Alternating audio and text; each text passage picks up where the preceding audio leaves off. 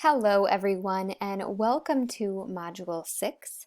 This week our focus is going to be on the topic of pediatrics, and for that we're going to be looking at three different procedures. We're going to be looking at procedure 41-1, which deals with the recording and measuring of weight, length, head and chest circumferences for infant patients. We'll also be dealing with procedure 41-2, which is talking about how to document on a growth chart, and then procedure 45-7, which talks about how to do a mono test. So please make sure that before you come to lab class this week, you are reading through those and you have them ready to go so you do understand them. So for this week, we are talking about pediatrics. And as a medical assistant, you will need to have an understanding of the unique circumstances and considerations involved with a pediatric patient. Even if you're not planning to work in pediatrics, your provider may still see a peds patient from time to time if you're working in like a family practice, so it's still good to have a knowledge of that. You also may deal with pediatric patients while you're out on your externship sites, so we want to make sure that you're prepared for that.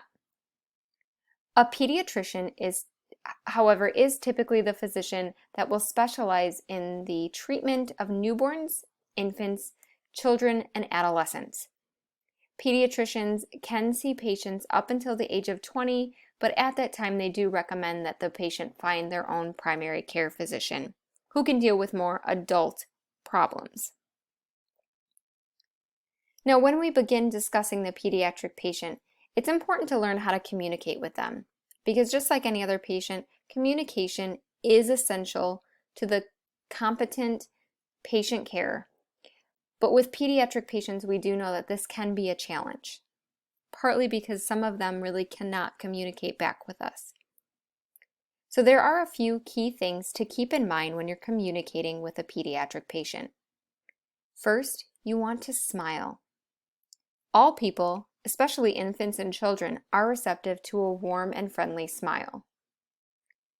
Communicate at their eye level. So maybe that means sitting next to them or crouching down to talk to them instead of talking above them or down at them. Get to their eye level. Speak gently and calmly, but don't use baby talk. Just make sure that you're using tones of voice that set a calming mood. Never lie to a patient. Now that really does apply to all patients, but you should never lie or fib to a pediatric patient to get them to comply, because they remember that, and then it makes the next experience even worse than the one you're currently in. And the final rule that we have is to take time to role play. Role playing is a tool that you can use to help you prepare to deal with a situation when your pediatric patient appears to be upset or resistant to care. Having a doll, having a coloring page, allowing them to maybe touch the blood pressure cuff, allowing them to touch your stethoscope, allowing them to maybe listen to your heart with their stethoscope. Allowing them to just play with those things makes them not as afraid of the equipment. So now that we understand ways to communicate with our pediatric patients, let's discuss the office setting. When you work in a pediatric department, there are a few factors to consider. First, the office reception area should be bright and welcoming.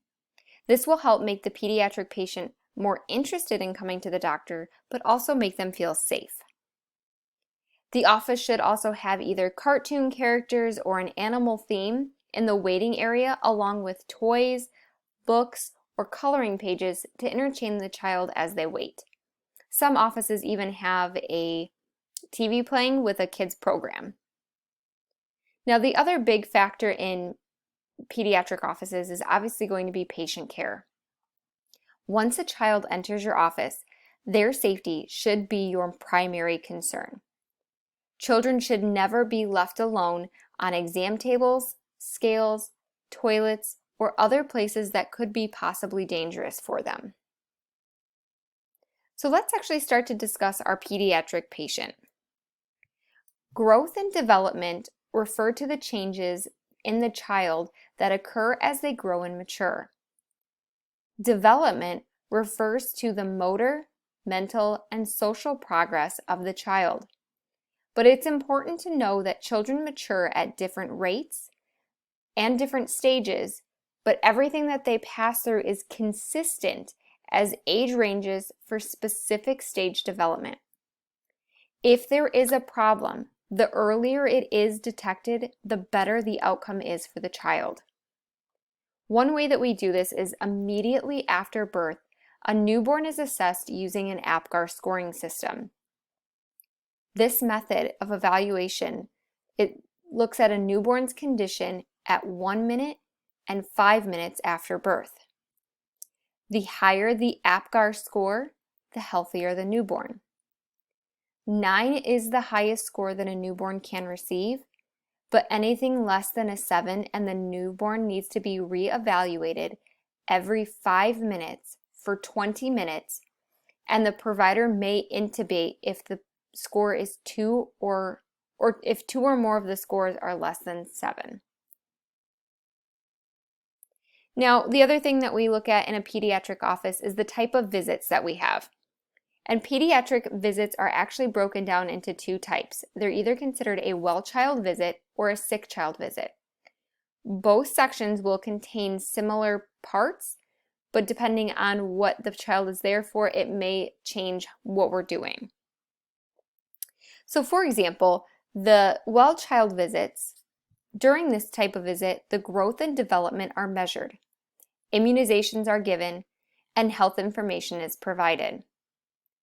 After birth, these visits are typically routinely at 1 month, 2 months, 4 months, 6 months, 9 months, 12 months, 15 months, 18 months, 24 months, and then annually after that.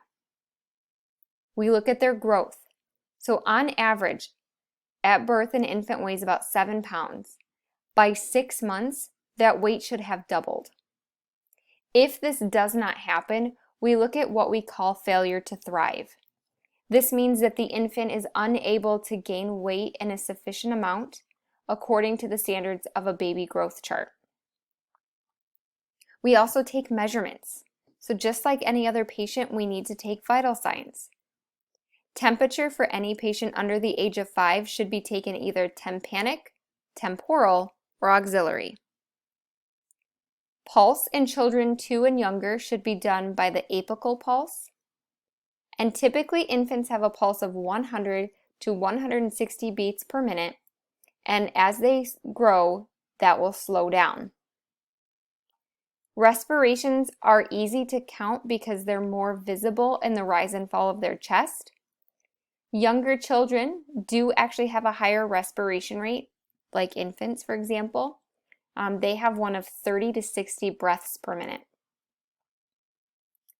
Most providers, pediatric providers that is, do not require a routine blood pressure on a child unless they have a heart or kidney disorder.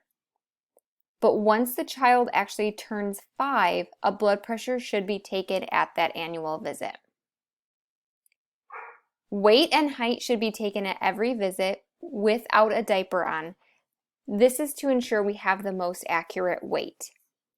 At the same time, you can do the length of an infant, and it should be done either on an exam table if they are small, or if they can stand, try to do it on the actual height chart. Head circumference is measured at of the head and the part of a well visit up until the age of 6. Normal head circumference is going to be 12.5 to 14.5 inches. Chest circumference is also taken, but it is not normally performed at each office visit or even each well child visit. It may be performed if the provider suspects that there is either an over or an underdevelopment of either the heart or the lungs, or we see any sort of failure to thrive. And the last thing we do at a well child visit is plot on the growth chart. So this is available for both boys and girls because they will develop at different rates, but we also have it from birth to 36 months and then from 2 years to 20 years of age. So please make sure that if you are filling those out, that you're filling them out correctly and you're doing the correct one. The other type of visit we have is a sick visit. This is when the child is either ill or brought in for a diagnosis and treatment. You would do all of your normal vital signs like temperature, pulse, respirations, plus height and length, but you could also be responsible for collecting urine samples, helping with nebulizer treatments, or even holding the patient for diagnostic testing like a flu or a strep test. Now, one last thing that I do want to discuss for this week's topic is the topic of adolescence and puberty. Adolescence is the transition period between puberty and adulthood, and it's divided into 2 stages, what we either call early adolescence or middle adolescence. Early adolescence is going to be from ages 12 to 14, and this is really when puberty begins. The development of secondary sexual characteristics happen, such as growing body hair, developing breasts. Girls will actually start to have their menstrual cycles, men will start to grow beards, they'll have voice changes, and they'll actually have muscle development. During this stage, your patients may be very difficult or uncooperative, but remember, we have all been at that stage in our life, so we need to be very mindful when working with patients who are in early adolescence and know that they're not just being defensive or trying to be difficult. They are going through all of their normal changes, so have some patience with them. Now, middle adolescence is ages 15 to 17, and developmentally, girls are physically mature during middle adolescence, and boys may still be maturing. So have more patience with the men, especially if they are really just not having it in the office visit, or they're very uncooperative or uncommunicable. In this stage, body image becomes very important and is often the primary concern for our patient. So because of that, we need to watch out for eating disorders like anorexia or bulimia. With anorexia, patients will lose weight by purging or vomiting their food, where bulimia, the patient will have characteristic changes like binge eating and then actually doing self-induced vomiting to get rid of the large amounts of calories that they consumed. All right, that's where I'm going to actually end for the video. As always, please make sure that you are reading your chapter prior to class, and please make sure that you're reviewing these procedures so when you do come to lab, you are prepared and ready to do them. I will have a mannequin in the lab to learn how to do procedures 41-1. So all those different measurements, we will actually have a dummy in the class to do that on. But then we will physically do 41-2 and 45-7. So please make sure that you are ready for that. If you have any questions, please make sure that you're reaching out to me. Remember, you can find my contact information on the course homepage in the top right-hand corner next to my photo. Otherwise, I hope you all have a great week, and I'll see you on Tuesday morning. Bye, everyone.